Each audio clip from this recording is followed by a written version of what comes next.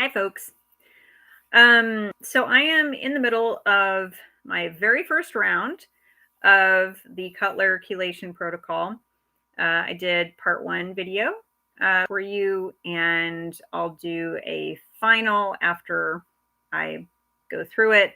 I'll be done with it tomorrow, and then my understanding is that you usually have some days of kind of crashing or dumping the toxins out or something. So I may not post for another few days while I see if anything happens there.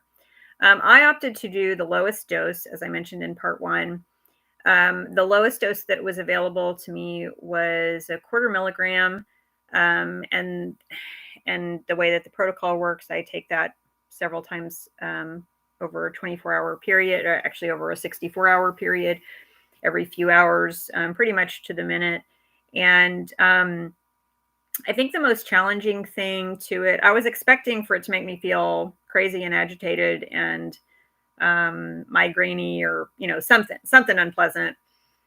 And I know that it does do that for some. I didn't end up feeling that way so far. I'm most of the way through it. I have like 18 hours left or something.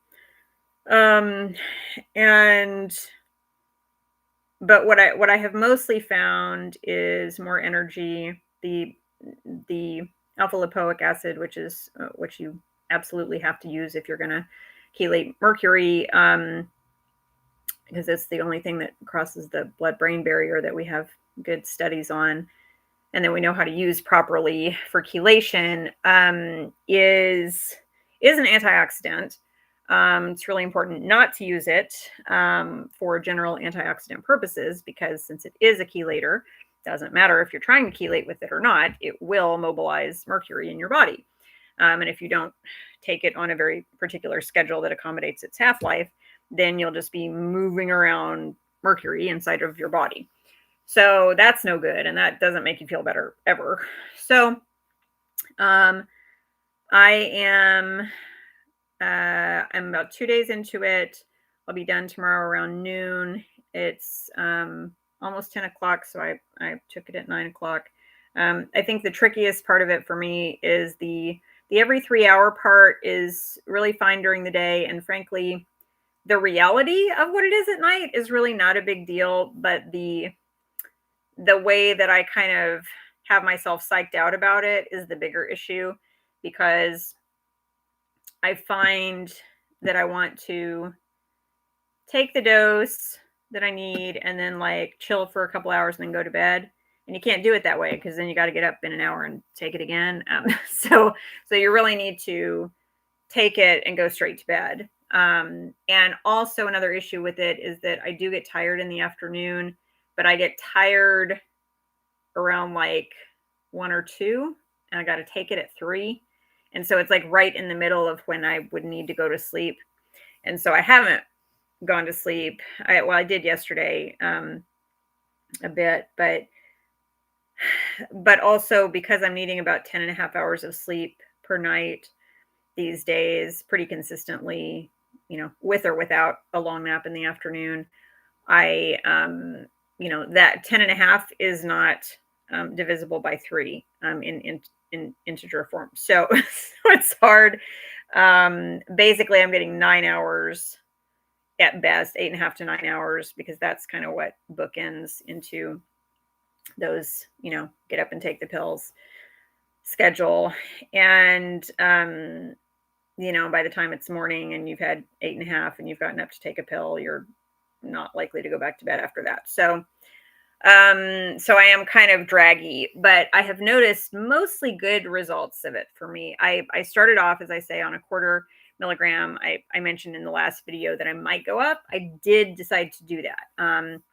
It is not standard, and it's not within the protocol, and all kinds of admins in this space want to take me out to the woodshed for it, but it is the very, very smallest dose that some of them don't even think is a legitimate dose, and it's my body. And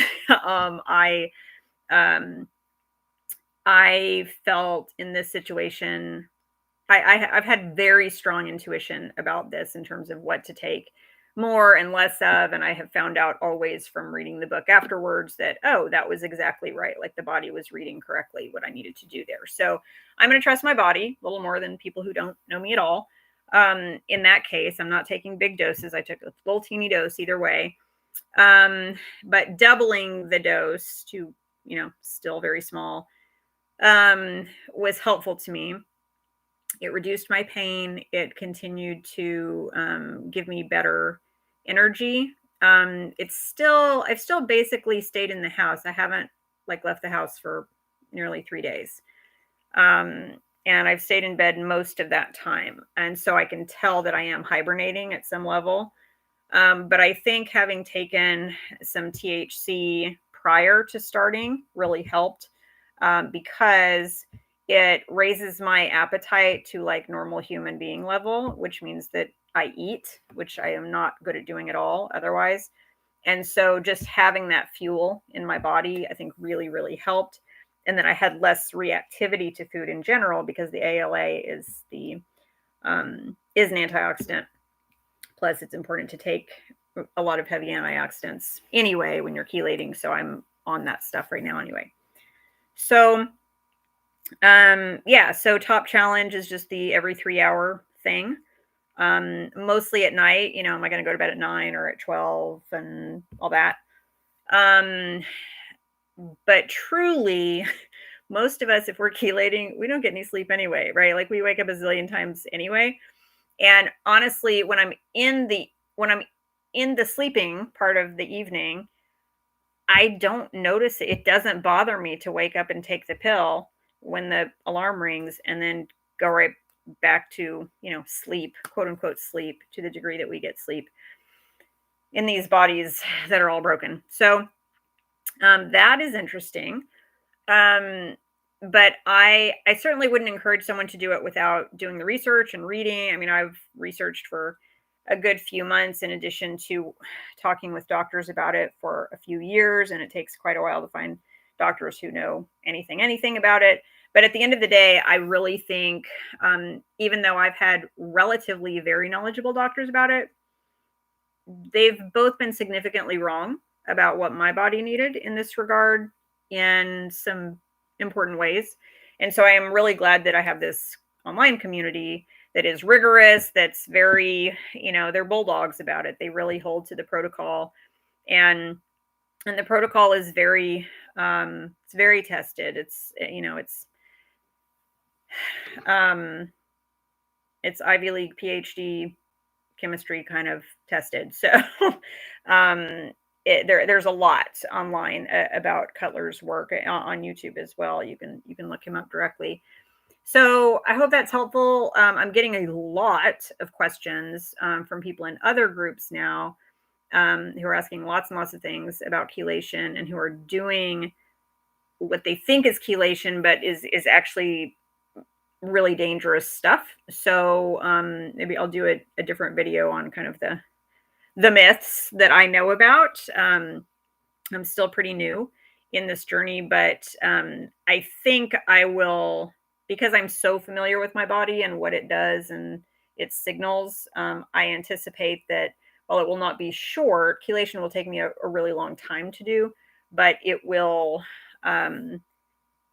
be fairly intuitive, because you take enough of the medication to feel a difference, either for good or bad. But that's like an amount that you can handle. And you walk through that for a few days, and then you come off of it and you just baby yourself and take lots and lots of, supplements and eat really well. In some ways, you can't eat real well while you're doing the chelation. And the reason is, you can with fruit, but you really can't go heavy on, you can't do green juice and stuff like that. You can't really be big on green vegetables because they're so mineral rich. And chelators aren't just looking around for mercury. They're looking around for any of the minerals. And think of most minerals are metals, right? Like iron and zinc and all the things, right? So it doesn't know the difference. And so that's what's a little tricky for me right now. I'm having to kind of look for what kind of fruit do I still have, and what can I peel with this kind of useless hand that I've got. So So that's what I'm kind of working through right now. So I hope that's helpful to somebody. Like I say, I'm not really having a lot of side effects at this point. I am having, while I'm not having more energy to like do the dishes or like go out and run a race or something, I am noticing that, and I am still having, functionally speaking, I'm still having a lot of brain fog. But I will say I'm much peppier. I can speak better. I'm not losing as many words that I'm not searching as much for words. And when I'm watching TV, which is a lot of what you have to do when you are in pain and sick and your hand doesn't work, um, I am being able to focus on the story and not have my brain all over the place or catastrophizing or whatever it's going to do. And so I feel like, it's sort of the depression and anxiety level. It's definitely helping with that. And I'm sure that as I raise the level of the dosing, that will change. Because I know what it feels like to be taking a chelator that's mobilizing stuff in my body and just makes me really agitated and like just um because I've done it wrong thanks to a doctor. But anyway, or two or three. So but I'm always happy to meet more people who are working on that. Certainly, it's hard when you have heavy metal issues plus tick-borne illness issues plus mold issues, to kind of decide which thing is which. And it sort of doesn't matter, right? Like you have to deal with all of it. If you're testing high on all of it, you have to deal with all of it one way or the other. They're just pinging off of one another like a pinball machine until you deal with all of them. So that's what I can tell you about that. Okay. Hope that's helpful.